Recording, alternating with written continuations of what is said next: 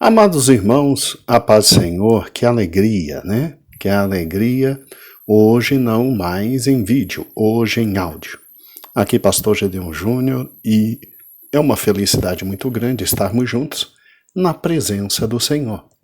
Vamos continuar com Juízes, né? Um dos livros mais atuais da Palavra de Deus, um dos mais antigos e com uma aplicação atualíssima. Nós vimos no nosso último encontro que este povo começa muito bem, né? Ou seja, o primeiro capítulo de Juízes, quando diz que e sucedeu que depois da morte de Josué, que os filhos de Israel perguntaram ao Senhor, dizendo: quem dentre nós primeiro subirá aos cananeus para pelejar contra eles? E disse o Senhor: Judá subirá, eis que entregarei esta terra na sua mão. Então disse Judá a Simeão, seu irmão: sobe comigo, a minha herança. Pelejemos juntos contra os cananeus, e também eu contigo subirei à tua herança. E Simeão partiu com ele.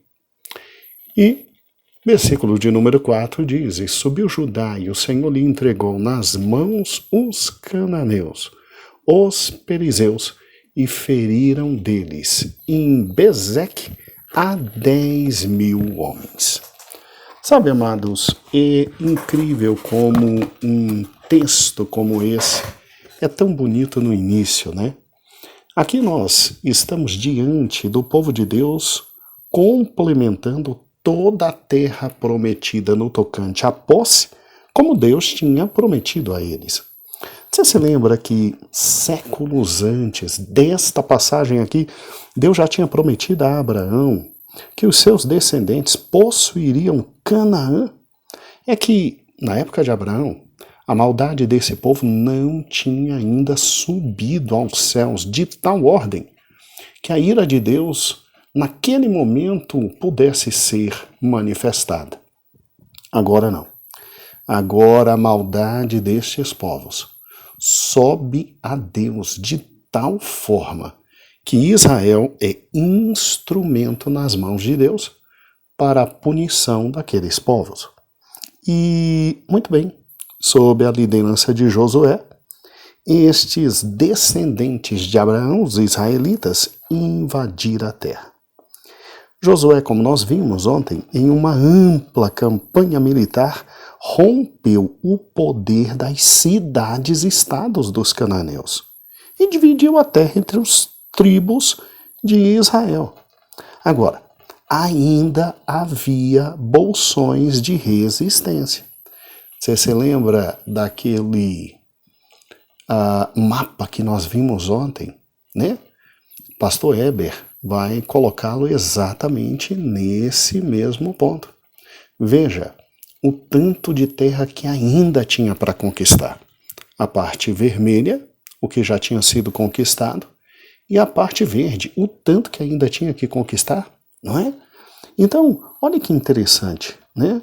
Ainda havia bolsões de resistência. Não tinha como, né? Josué não tinha como conquistar tudo. Áreas ocupadas por vários grupos étnicos que tinham se estabelecido em Canaã muito antes de todas essas pelejas. Então, assim, cada tribo dos hebreus era responsável pelo que agora? Depois de conquistar as maiores cidades e expulsar os cananeus, e aqui eu estou usando cananeu num sentido bem genérico, né? Nós vimos que tinham muitos povos ali, eles tinham que expulsar os cananeus restantes. E à medida que a população fosse crescendo e o seu povo precisasse de mais terra, imediatamente ia expulsando, E, obviamente, que é muito lindo verificar que o povo vai até Siló para consultar a Deus, porque ficava literalmente em Siló, e hoje aqui está a segunda figura, Pastor Eber, está mostrando exatamente aqui a localização de Siló para os irmãos. Irmãos, vejam agora por gentileza. Então, os da tribo de Judá com todos os povos, né, subiram, foram verificar agora lá em Siló. Obviamente que com certeza os sacerdotes usaram o Turim, né, e o Umim, né, como diz a própria palavra de Deus, para consultar. E com certeza consultou, souberam que era Judá e Simeão que iam para a batalha. Alguns podem, inclusive, estar perguntando, né? Mas, pastor, aqui eles não tinham que ir ao templo de Jerusalém para poder consultar a Deus ali no templo? Irmãos, aqui ainda não tinha templo, não. Tá entendendo? Aqui não tinha templo. Aqui ainda não se tinha construção de templo nenhum, né? Isso aconteceu bem depois, obviamente, historicamente, lá na frente, muito lá na frente. Inclusive, quem constrói o templo é o terceiro grande rei de Israel. O primeiro foi Saul, o segundo foi Davi, que desejou construir o templo, mas Deus disse, não é você que vai construir, quem vai construir é teu filho, né? Salomão. E você está aqui num período histórico anterior aos reis. Lembre-se que Juízes é um período histórico que começa com a morte de Josué e que termina com a ascensão do primeiro rei, com a coroação do primeiro rei, que foi ninguém mais, ninguém menos que Saul, tá? E o templo só foi colocado, erigido, só foi construído pelo terceiro rei, que foi Salomão. Mas pastor, então o que ficava em Siló?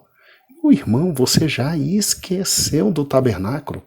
Aquele tabernáculo construído por Moisés lá no Sinai. Isso, aquela tenda móvel. Isso é que ficava aqui em Siló. Que interessante, pastor. Vou pedir para que o nosso querido Heber, pastor Heber, mostre de novo o mapa. E, se for possível, Heber, vá aumentando devagar para que eles possam ver que Siló ficava exatamente ali, nas terras de Efraim, né? Nas terras de Efraim. Muito bem. E então todos foram para lá e após consultarem a Deus, Deus disse, quem vai subir é Judá. E o que torna o texto muito interessante, irmãos, é exatamente o seguinte. Judá chama seu irmão e seu irmão junto vai e eles começam a batalha, né? Aqui no texto de Juízes, capítulo 1, tem dois fatos que me chamam muito a atenção. Tá? A gente está indo bem devagar, porque é tanta coisa para aprender e você não pode deixar nada de fora. Tá? Vai faltar sempre alguma coisa, mas na medida do possível a gente faz o melhor possível, né? Dentro da medida do possível. Agora vamos juntinhos, vamos lá. A primeira coisa que acontece aqui em Juízes 1 é que literalmente Deus entrega nas mãos de Judá e também do seu irmão, Simeão, os cananeus, os perizeus, ou seja, eles começam a conquistar estes bolsões de resistência que ainda existiam. Mas pastor, por que eles não conquistaram tudo de uma vez com Josué? Não já estava lá? Já fazia o limpa geral. Como diz a galerinha do bem, já passava o cerol completo na rapaziada. Mas não pode, meu irmão, não tinha como. Não tinha gente suficiente para, literalmente, habitar em toda aquela porção de terra, meu irmão. É sério, pastor? Sério. Não tinha gente para habitar em toda aquela porção de terra. Pastor, então peraí, deixa eu ver se eu estou entendendo. Quer dizer que Josué, ele entrou, foi para o sul, depois foi para o norte, e ele conquistou as principais cidades. Isso. Tendo conquistado as principais cidades, obviamente que ficaram as cidades medianas e menores. Isso. Só que essas cidades medianas e menores iam sendo conquistadas à medida que Israel fosse crescendo em matéria de população. Então a população vai crescendo, vai se tendo maior necessidade de se ter mais recursos, e aí você vai expulsando o inimigo. Ah, pastor, que interessante. Porque os recursos naturais não iam dar para todo mundo. E aí você confia em Deus, confia na palavra de Deus, vai avançando e vai tomando cidades. E aí, óbvio que vão perguntar para Deus quem é que vai avançar primeiro. E Deus vai dizendo, avança esse, avança aquele. E Judá foi, e Judá, obedecendo a ordem de Deus, avança e vai literalmente para a grande batalha. Ah, que bom, pastor. Então tinha muita terra ainda para ser conquistada. Sim, tinha muita terra. Tanto é que em Juízes 1 e 4, Deus entrega na mão da tribo de Judá exatamente quem? Exatamente os cananeus e os perizeus do território de Judá. E aí eles lá do território de Judá, tá? Eles ferem e simplesmente a quantia dita aqui é uma coisa enorme e absurda. 10 mil homens, 10 mil homens, tá? Ah, que maravilha, pastor, muito bom. Agora vamos lá. E se destaca aqui no capítulo 1 exatamente um homem chamado Adoni-Bezeque, né? Esse Adoni-Bezeque, ele era um grande rei ali nas terras de Judá, que Judá recebeu. E ele era um grande rei porque, pela narrativa do próprio capítulo, a Bíblia deixa muito claro que ele já tinha dominado simplesmente 70 reis. É muita gente. Era um homem muito forte, muito poderoso. É lógico que Judá e Simeão, nesta batalha aqui na parte sul da terra, obviamente conquistaram muitos povos, muitas terras. Mas o nome de Adoni-Bezeque, ele tem que ser destacado porque foi uma conquista muito alta. E era alguém que já tinha conquistado 70 reis. Então, veja que grande território, que grande poder e que grande vitória Deus deu ao seu povo. Que nessa época ainda era um povo obediente, que nessa época ainda era um povo que caminhava com o Senhor, que era um povo que realizava a obra do Senhor. O que me chama muita atenção aqui, deve ter chamado a atenção dos irmãos também, é o fato de que quando conquistaram esse grande rei, porque ele não é qualquer um, né? Ele já tinha conquistado mais de 70 reis. Os israelitas prenderam a ele e cortaram os dedos polegares das mãos e dos pés. Interessante isso, né? A gente, quando olha para uma descrição dessa, peraí, pastor, cortou o polegar da mão dele, isso. E do pé? Ué, mas por quê? Que maldade, que coisa horrível. Irmãos, a gente não pode ler a Bíblia com os olhos de hoje. Você não pode ler a Bíblia interpretando a Bíblia com os valores de hoje. Você tem que compreender o tempo que esse povo está vivendo. Você tem que compreender que nesse tempo as conquistas eram feitas desta forma. Isso é que era, na época, o que era a civilização. E se você parar e pensar, era costume militar na época, quando você tinha misericórdia da pessoa que tinha sido conquistada, era cortar o polegar da mão e os polegares do pé. Para quê? Para que ela não tivesse facilidade de pegar de novo numa arma e vir para cima de você e te matar. Vamos lá. Pensa, como é que alguém vai pegar uma faca sem o polegar? O polegar é que faz aquela famosa pinça que nos separa de de muitos animais. É a capacidade de fazer a pinça com o polegar e qualquer outro dedo. Isso nos tornou, em matéria de civilização, avançadíssimos em relação a vários outros animais. E é muito interessante que se você cortar o polegar, o indivíduo, para poder pegar uma faca, para poder manusear arco e flecha, para poder estar numa luta sem o polegar, o dedão polegar do pé, ele fica inutilizado para as batalhas. Então, o fato de se cortar os polegares era, em primeiro lugar, até um ato de misericórdia, sabia? Porque tinha era que matar. Você, quando tinha um inimigo, ele vinha para te matar. E você ou matava ou morria. Então, o ato de cortar os polegares era um ato até de misericórdia, né?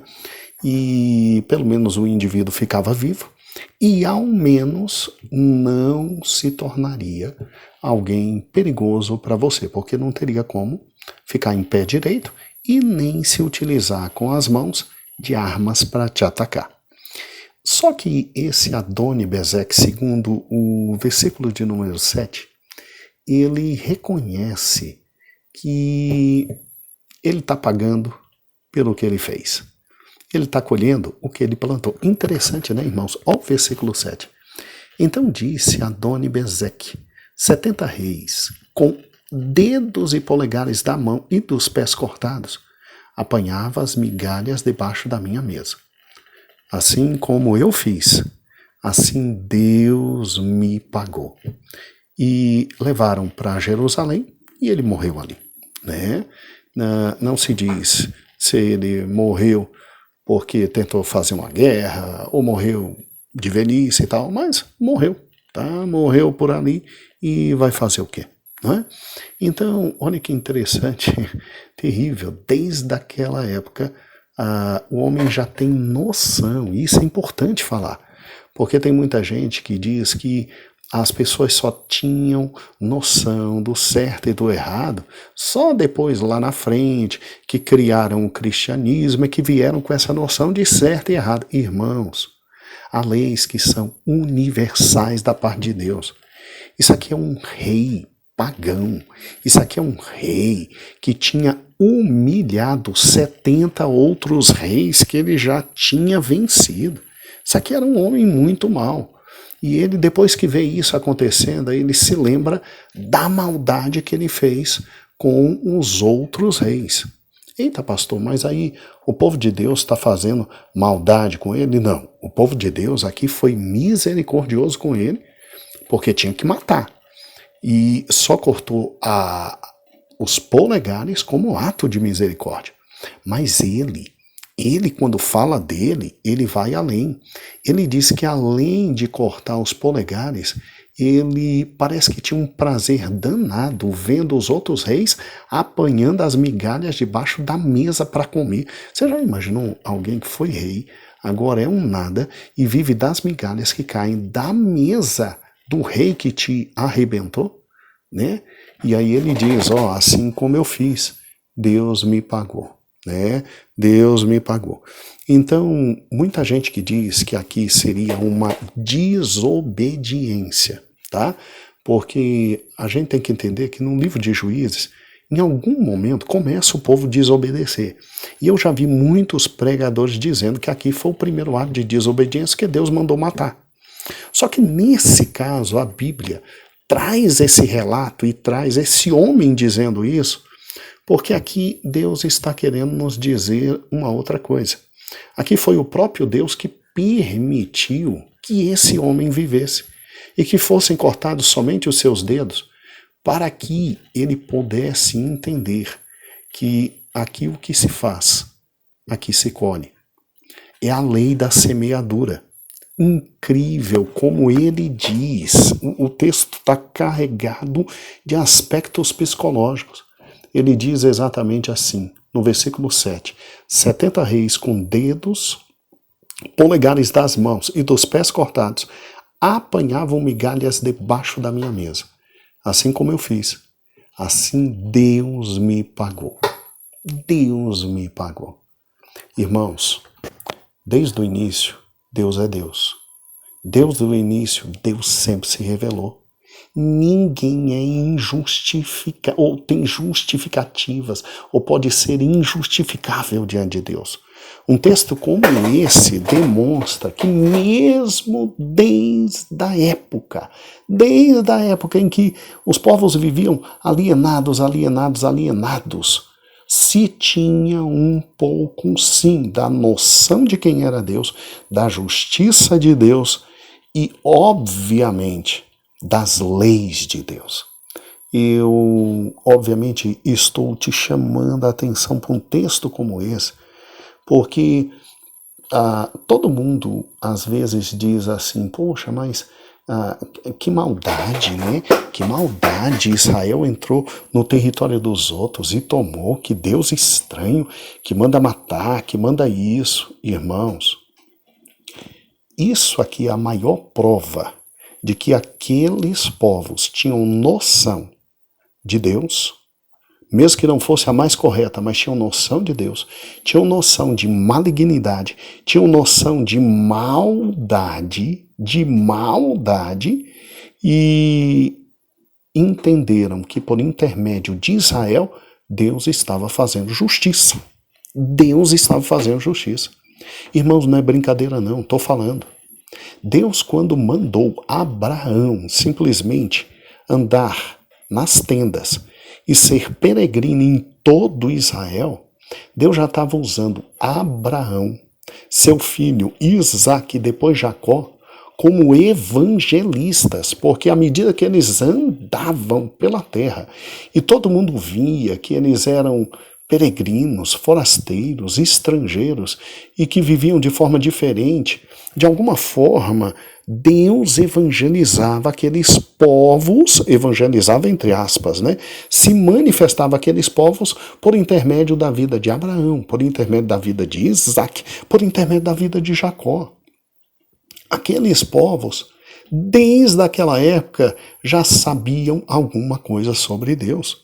E muitos deles tinham pactos sérios com Deus. Tanto é que Abraão simplesmente recebeu Melquisedeque como não só rei de Salém, mas como sacerdote do Deus Altíssimo.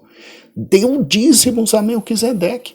Então, esses povos, eles tinham conhecimento de Deus. Deus foi muita paciência com eles. Tinha que ter destruído antes, mas foi muita paciência e muito amor. E um versículo como esse, que é o versículo 7, demonstra claramente isso, que havia a compreensão daqueles povos de que Deus literalmente os estava punindo por intermédio de Israel. Por intermédio de Israel. E, muito bem, Judá então continua lutando, Judá continua firme e forte, e é interessante que os versículos 8, 9, 10, veja que coisa fantástica, território após território é conquistado, território após território é conquistado. Versículo 8 diz assim: os filhos de Judá pelejaram contra Jerusalém, tomando-a, ferindo ao fio de espada, e puseram fogo na cidade. Ué, pastor, mas a Bíblia não diz que quem tomou Jerusalém não foi lá na frente Davi? Sim, foi.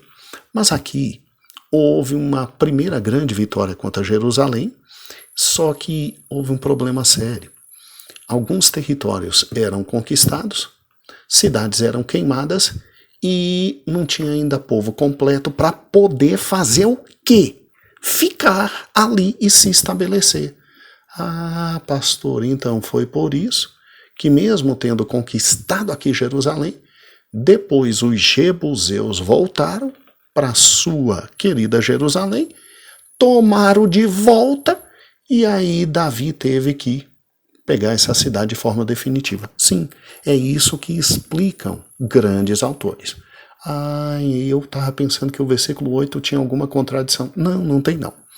Você tem uma guerra contra Jerusalém feita por Judá nessa época. Eles tomam, a Bíblia diz, toma.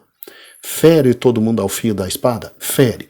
Põe fogo na cidade? Põe fogo na cidade. Mas por que depois Davi tem que conquistar de novo essa cidade? Porque não tinha povo para deixar lá.